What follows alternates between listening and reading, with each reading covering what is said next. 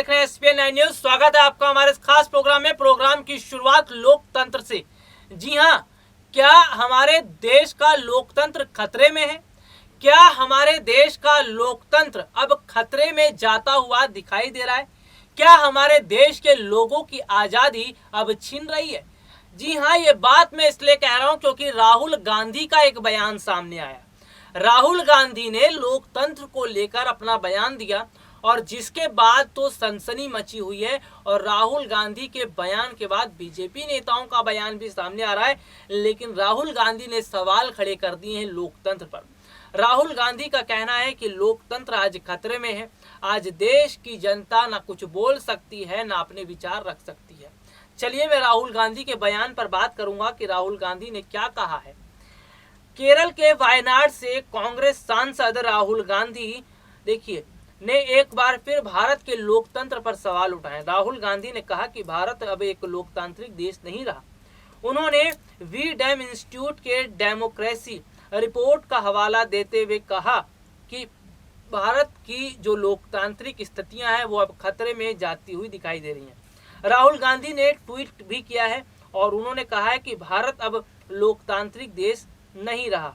दरअसल आपको बता दूं कि राहुल गांधी ने अपने ट्वीट में देखिए एक स्क्रीनशॉट शेयर भी किया है जिस पर लिखा है कि पाकिस्तान की तरह भारत अब ऑटोक्रेटिक है और भारत की हालात बांग्लादेश से भी खराब है। इसमें स्वीडन इंस्टीट्यूट की डेमोक्रेसी रिपोर्ट का हवाला दिया गया है।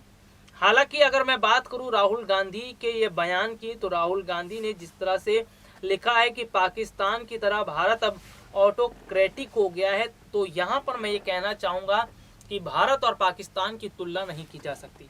भारत पाकिस्तान से कई मायनों में आगे है, हर क्षेत्र में आगे है और भारत की स्थिति बहुत ही ज़्यादा बेहतर है पाकिस्तान से।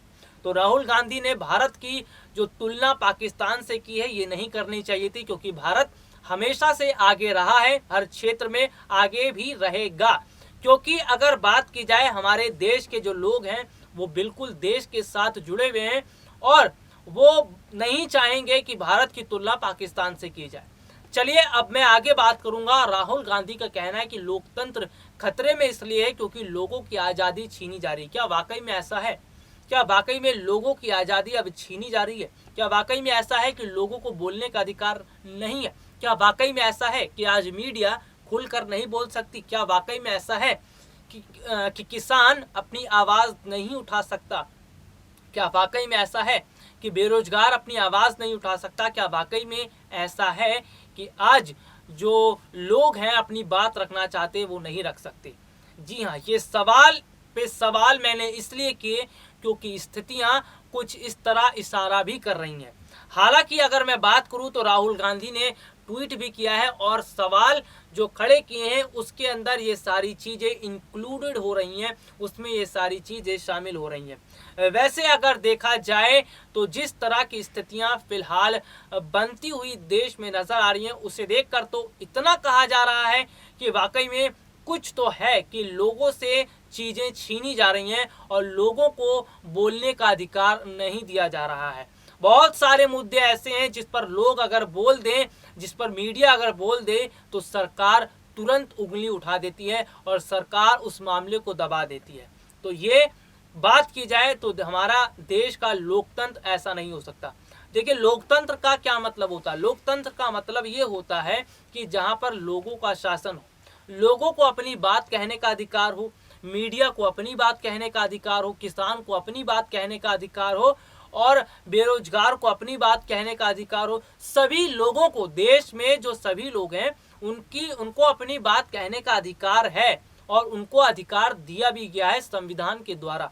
लेकिन उनके अधिकारों को छीनना ये कितने हद तक सही है? अगर बात की जाए तो देश में बहुत सारे सरकारें आई हैं अभी तक और उनमें भी उन समय में भी देखने को मिला है कि लोगों ने अपनी बात खुलकर रखी है, लेकिन मौजूदा समय में कुछ हालात इस तरह से बने पड़े हैं कि लोग या मीडिया या बाकी अन्यों की बात करूं तो वो अपनी बात खुलकर नहीं रख सकते क्योंकि सरकार बैठी हुई है और सरकार तुरंत उस पर एक्शन लेने लगती है। तो फिलहाल ये स्थितियां देश में बनी हैं और लोग भी देख रहे हैं कि क्या माहौल है। लेकिन राहुल गांधी का ये बयान जो उन्होंने दिया था, लोकतंत्र खतरे में है, वो कहीं ना कहीं एक ये चीज इशारा करता है कि आज देश के लोगों से उनकी आज़ादी छीनी जा रही है। फिलहाल आपका क्या कहना है इस मामले पर, अपना कमेंट कीजिए और आप अपनी क्या राय रखते हैं, अपनी राय भी जरूर रखिए। मुझे इजाजत दीजिए, नमस्कार।